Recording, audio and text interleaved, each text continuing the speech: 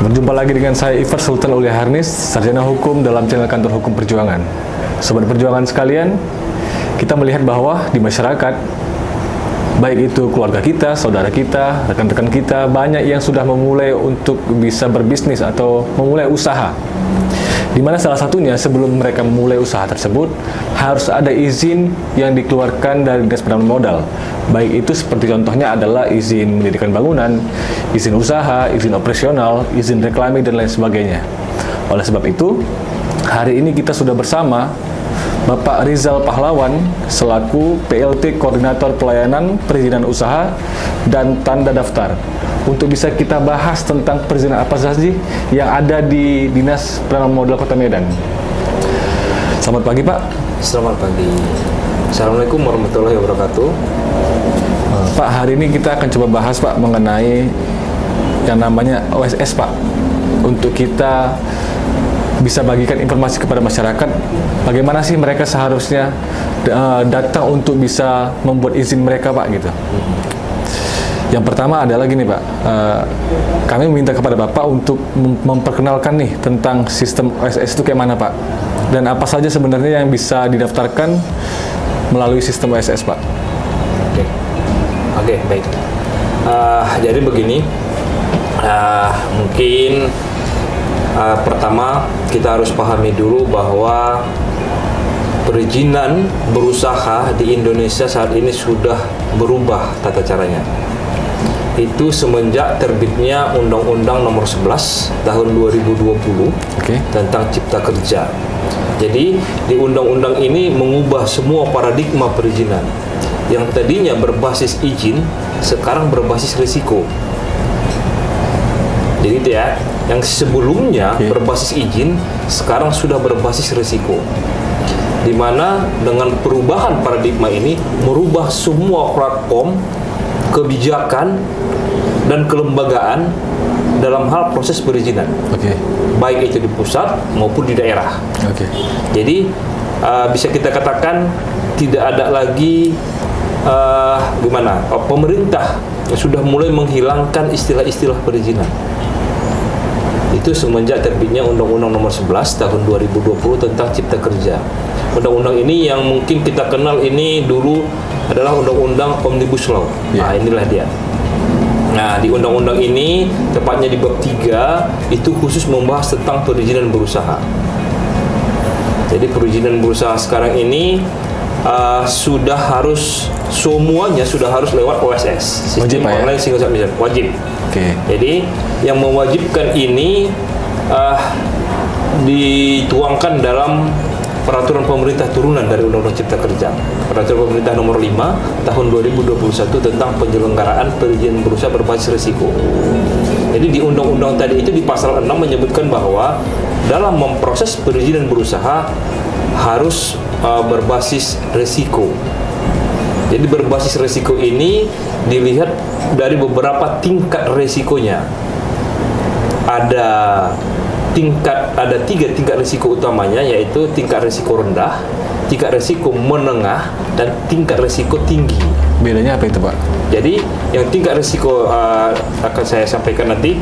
Untuk yang tingkat risiko menengah ini dibagi 2 lagi, menengah rendah dan menengah tinggi. Jadi sekarang ini semua kegiatan usaha dilihat dari tingkat risikonya, bukan lagi dilihat dari jenis perizinannya. Kalau kita ingat dulu ada tanda daftar perusahaan, ada surat izin usaha perdagangan, ada tanda daftar usaha pariwisata, itu sudah nggak ada lagi istilah-istilah itu. Jadi sekarang yang ada hanya nomor induk berusaha, sertifikat standar, dan izin. Hanya izin aja tulisan, tidak ada izin usaha perdagangan, tidak ada, hanya izin. Secara umum deh, Pak. Itu untuk yang risiko tinggi aja. Jadi yang risiko rendah itu pemain kegiatan yang hanya menjual, hanya berdagang, atau dia usaha kecil-kecilan, itu masuk risiko rendah. Dan ini cukup izinnya atau perizinannya dari sistem OSS, tidak perlu lagi ke Dinas Penanaman Modal dan PTSP, cukup melalui sistem OSS tadi. Berarti bisa secara online ya, Pak, ya? Online. Jadi sekarang semua sudah online, tidak ada lagi permohonan itu manual, semua wajib online. Baik itu perizinan berusaha, baik itu IMB yang dulunya IMB sekarang itu PBG, sekarang sudah dirubah namanya. Contoh perubahannya itu IMB tadi yang dulu izin mendirikan bangunan sekarang sudah dirubah persetujuan bangunan gedung. Jadi pemerintah pusat menghilangkan mindset tentang perizinan. Kalau dulu mungkin si pelaku usaha atau si pemohon kalau mendengar izin itu kan seolah-olah ada biaya. Iya.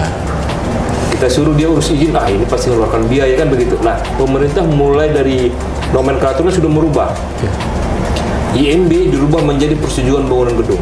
Izin lingkungan dirubah menjadi persetujuan lingkungan. Izin lokasi dirubah menjadi kesesuaian kegiatan pemanfaatan ruang. Jadi dirubah. Banyak dirubah dari situ ya Pak? Banyak dirubah. Izin-izin usaha dirubah namanya menjadi sertifikat standar. Nah itu dia, itu inti dari perubahan perizinan yang dari sebelum Undang-Undang CK menjadi yang sekarang.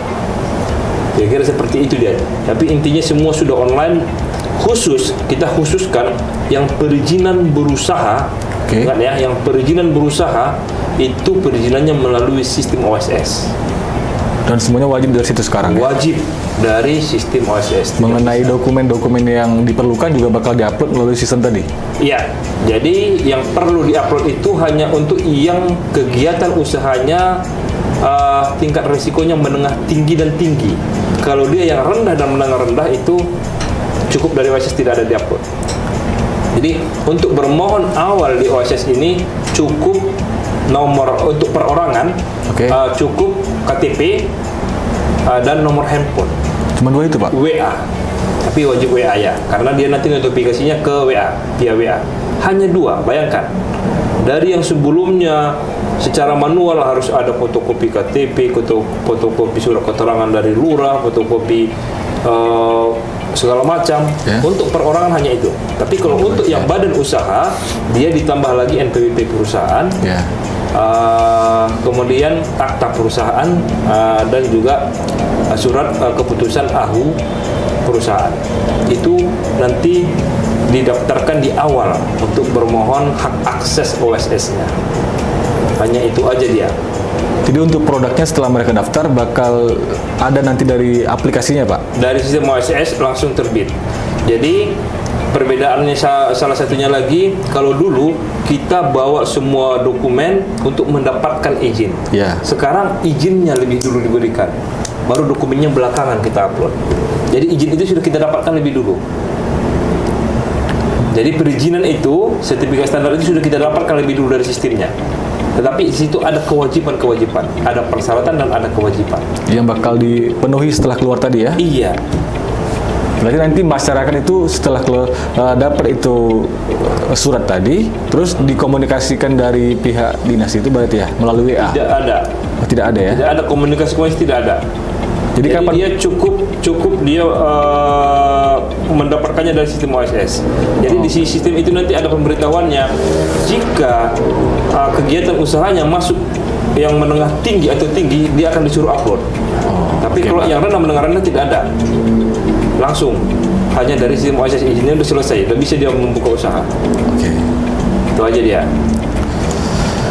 Kemudian Pak, ini Pak, lanjut ke pertanyaan berikutnya Pak, mengenai hambatan nih Pak, biasanya ketika pelaku usaha mau mendaftarkannya itu, apa aja biasanya yang dinas temuilah untuk permasalahan di masyarakat Pak?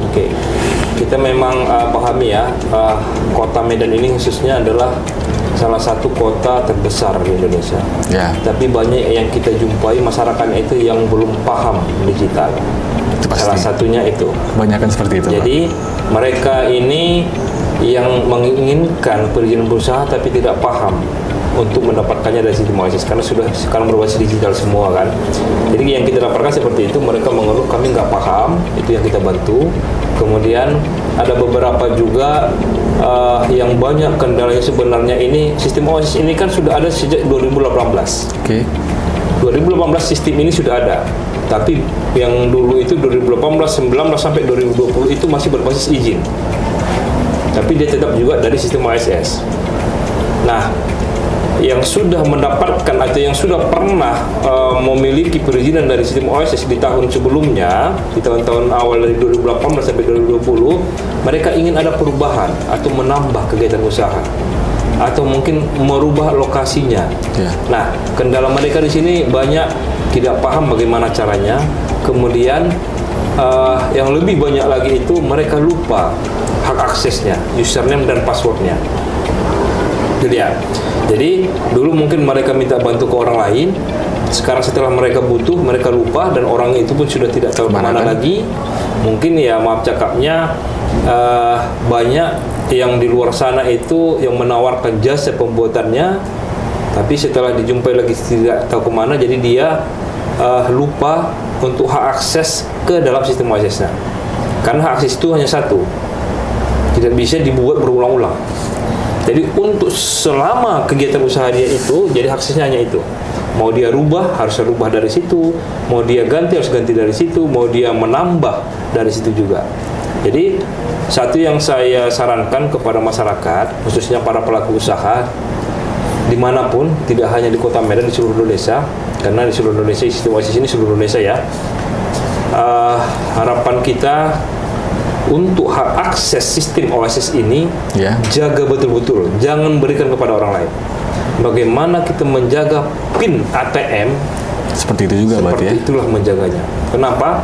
Karena kalau ini hilang, kita tidak bisa lagi merubah data-data atau keperluan yang kita inginkan dalam sistem itu. Karena yang di dalam sistem itu, di dalam hak akses adalah dokumen perusahaan kita. Itu sama dengan dokumen rahasia perusahaan kan. Nah, kalau sampai ini ke tangan tidak yang kepentingan hak akses ini, dia bisa merusak semua perizinan kita yang dalam sistem kita itu. Jadi bisa bahaya. Nah, makanya betul jaga-jaga. Kalau saat ini mungkin diberikan ke orang lain, minta ganti passwordnya. Jaga betul-betul. Jika ada butuh, berikan ke dia. Setelah dapat lagi, ganti passwordnya lagi. Harus seperti itu. Karena untuk mendapatkan user password ini, kalau kita lupa, mereka bisa datang ke kami, tapi kami masih harus menghubungi ke pusat. Lebih lama lagi berarti prosesnya ya? Jadi prosesnya agak panjang. Mereka bisa juga, tapi kan tidak tahu kapan mereka mendapatkannya. Tapi kalau mereka datang ke kami mungkin lebih cepat, tapi tidak bisa juga kita pastikan. Tapi tetap ada proses kan, jadi agak lama jadinya. Itu kadang kendalanya. Kemudian kendala-kendala yang lain, hambatan bagi pelaku usaha ini, mereka kadang tidak paham bagaimana, maksudnya gini, memahami perizinan yang sekarang ini. Jadi mereka ini kan banyaknya melakukan permohonan perizinan di saat kebutuh. Hanya pada saat butuh ya? Pada saat butuh mereka baru sibuk untuk mengurus. Padahal semua pelaku usaha sesuai Undang-Undang Cipta Kerja itu wajib memiliki perizinan berusaha. Dalam hal ini paling utama adalah nomor induk berusaha. Jadi pelaku usaha itu belum disebut dia sebagai pelaku usaha jika dia belum memiliki nomor induk berusaha. Kalau kita masyarakat itu nomor induk kependudukan. Nah, kalau pelaku usaha itu nomor induk berusaha. Belum disebut dia sebagai pelaku usaha jika belum memiliki nomor induk berusaha. Itu intinya. Berarti mereka dapat NIP tadi setelah mereka mendaftarkan ke OSS tadi ya? Iya. Oke. Yang bisa menerbitkan nomor induk berusaha hanya sistem OSS, tidak ada sistem yang lain. Tidak bisa dari yang lain ya Pak? Tidak yang lain. Oke Pak.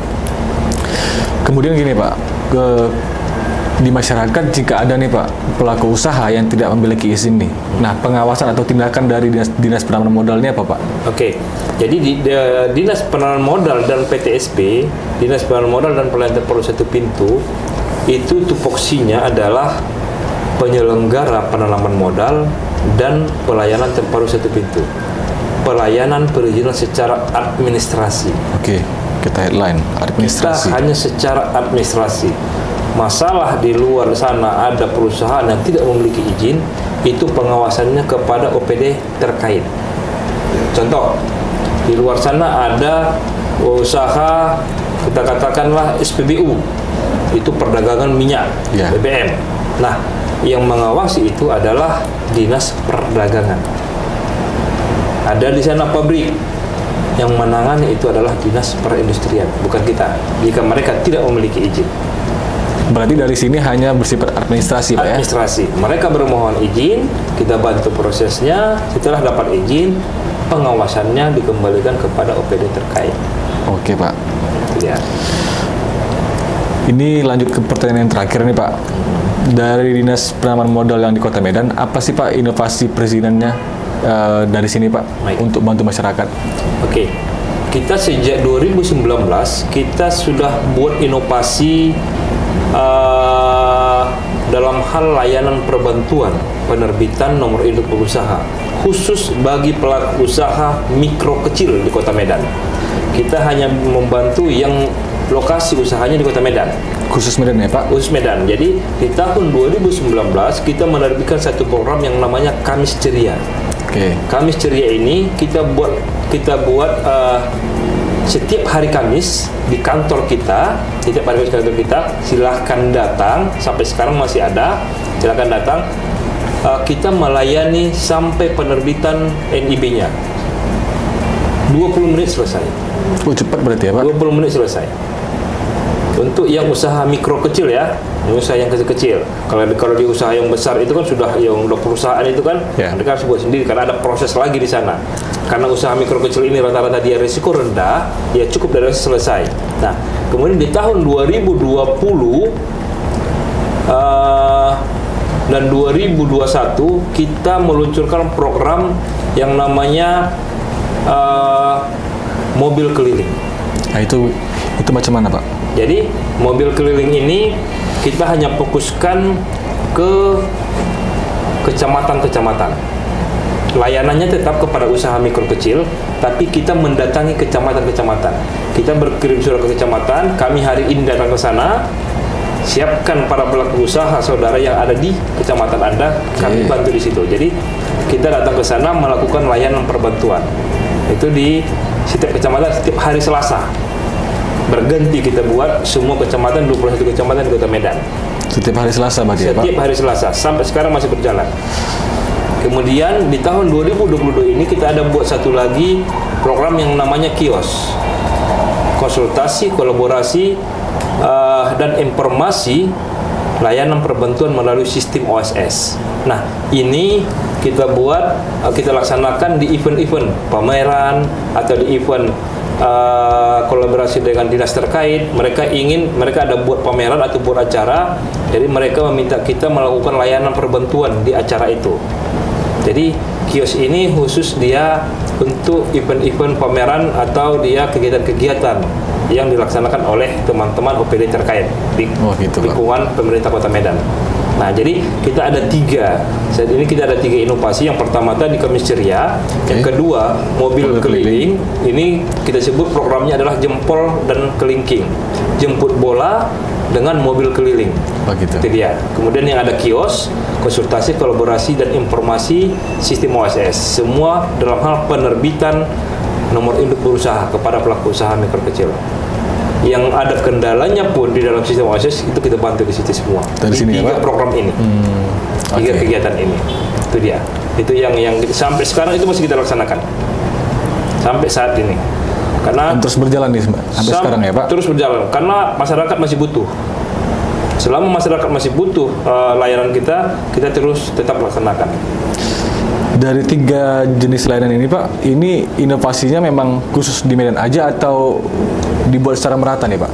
Kita khusus di Medan, karena di Medan, yang kita bantu itu kan hanya yang pelaku usaha yang berlokasi usaha di Medan. Kita tidak tahu inovasi-inovasi teman-teman, pemainnya kayak teman-teman dari Serdang, kita nggak tahu inovasi seperti apa. Tapi itu diharapkan pemerintah harus ada yang dibuat, karena di dalam peraturan pemerintah nomor 5 tadi itu, di situ ada diamanatkan agar pemerintah daerah melakukan layanan perbantuan kepada pelaku usaha. Jadi ini inovasi yang kita buat ada 3. Kira-kira seperti itu.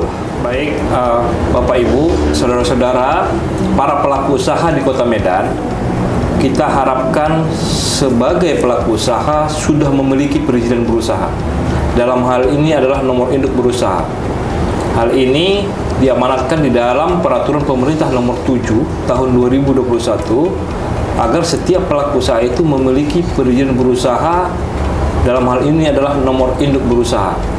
Jika Bapak Ibu mengalami kendala dalam hal untuk mendapatkannya, silahkan datang ke kantor kita di Jalan Jenderal Ahmad Haris Nasution nomor 32, lantai 2, Dinas Penanaman Modal dan Pelayanan Terpadu 1 Pintu. Terima kasih. Sobat perjuangan sekalian, hari ini kita sudah berdiskusi tentang pelayanan perizinan pada Dinas Penanaman Modal dan Pelayanan Terpadu 1 Pintu.